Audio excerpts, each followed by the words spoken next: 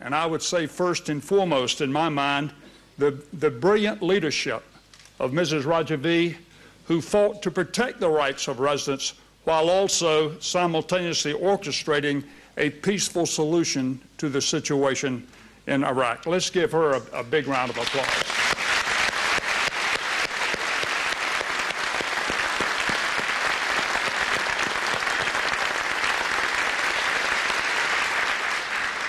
And if Ambassador Kobler and the UN enforce the agreement, or if Maliki honored the agreement, then we would not have a reason to be here today.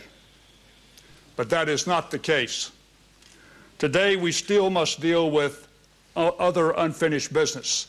And that unfinished business includes battles still to be fought. Battles to be fought with Iran, with Iraq, and of course, the battle over Camp Liberty. First, Iran. You've heard me quote Sun Tzu, the Chinese strategist and warrior before, who said, if you know yourself and you know your enemy, you need not fear the outcome of 1,000 battles. If you know yourself but not your enemy, then for every victory you will also suffer a defeat. And if you know neither yourself nor your enemy, then you are a fool and you will suffer defeat in every encounter. We know who the enemy is, but when it comes to dealing with Iran, it appears that the United States State Department doesn't have a clue as who the real enemy is.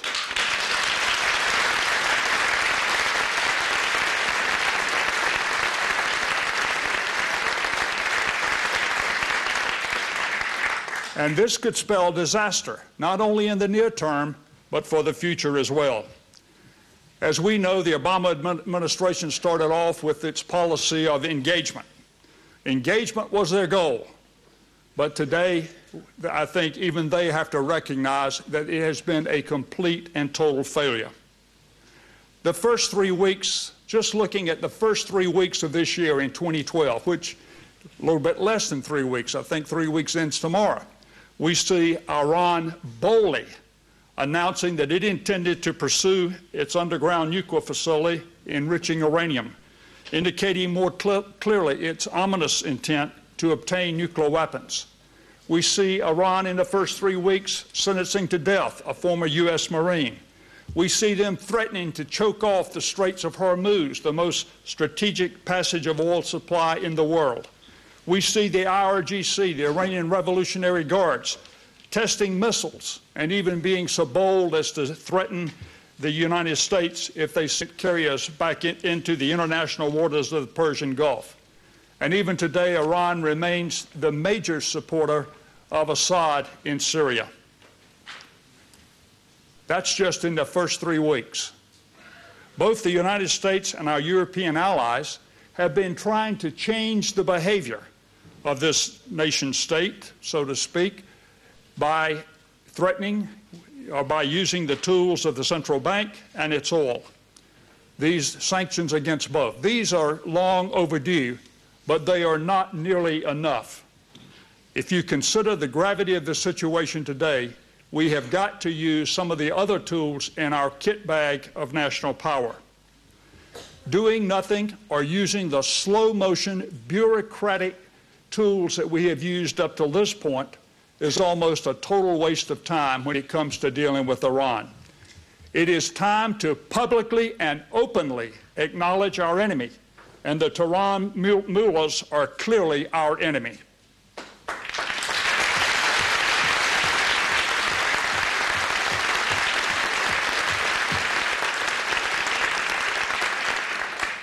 They obviously have not been convinced that Iran should behave like a mature nation state.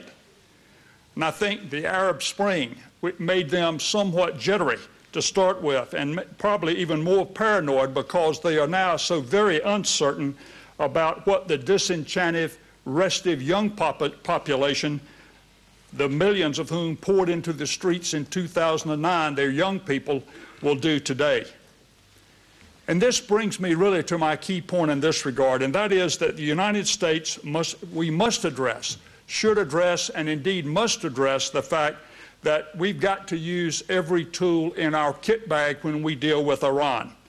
The Obama administration can, with the stroke of a pen, just one stroke, make Tehran even more jittery.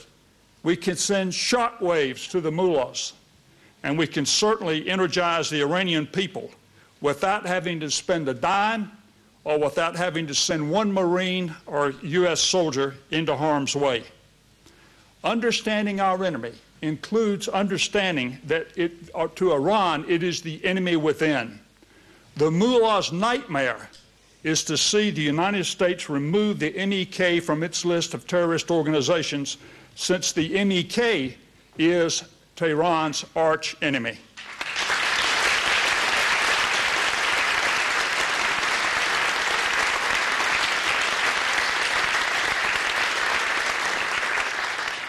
And when you look from through Iran's eyes, and you see Mrs. Rajavi with her 10-point program designed to ensure that the people of Iran enjoy the same rights, freedoms, and privileges that other democratic nations around the world enjoy, you can see why it causes them to be paranoid.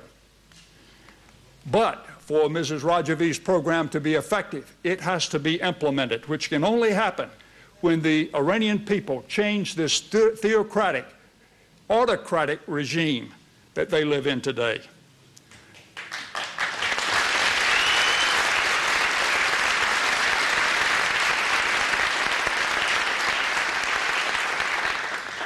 And that starts with the U.S. taking the MEK off the FTO list. It must be done, and it must be done immediately.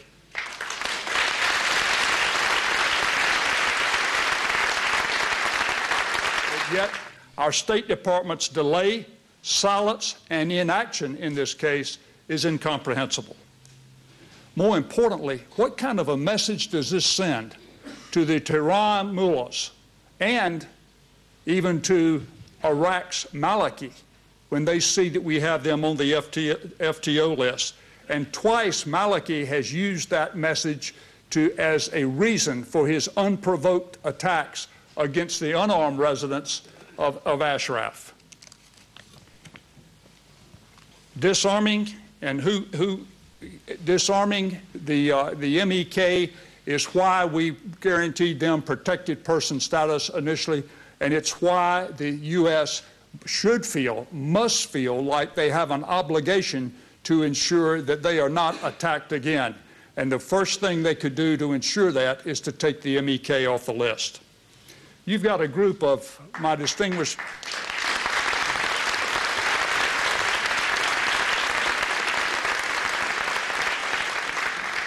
There are a large number of former officials in the U.S. government that have spoken out publicly and very strongly in favor of doing this. You have a group of distinguished colleagues here from the U.S. that you've heard from and that you will hear from that will say the same thing today. Hundreds of members of our Congress that have sent the same word to the State Department. So indeed, I think the State Department's unfair listing has been what has muzzled a very strong voice for the Iranian people when their voices need to be heard the loudest. When the Iranian people cry for freedom, the MEK is the voice through which they should be heard.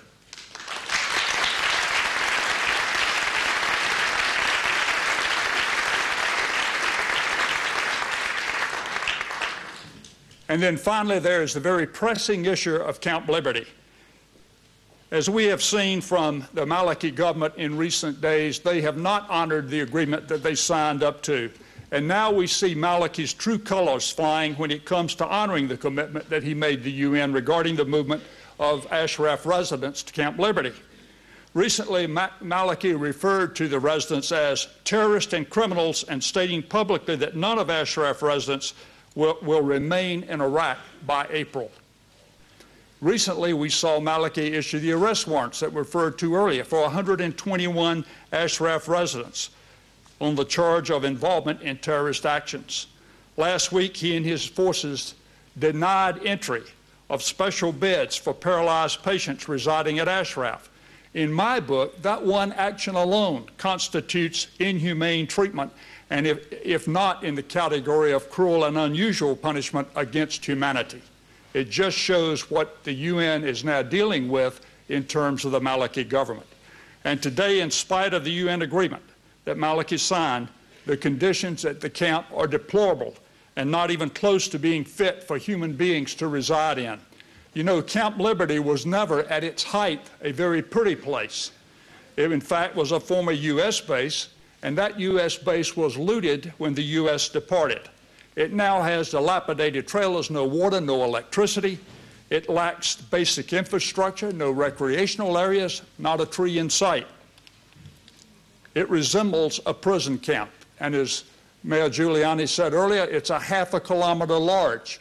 And now the Iraqis are constructing a 3.6-meter concrete wall around that 0.5-kilometer area.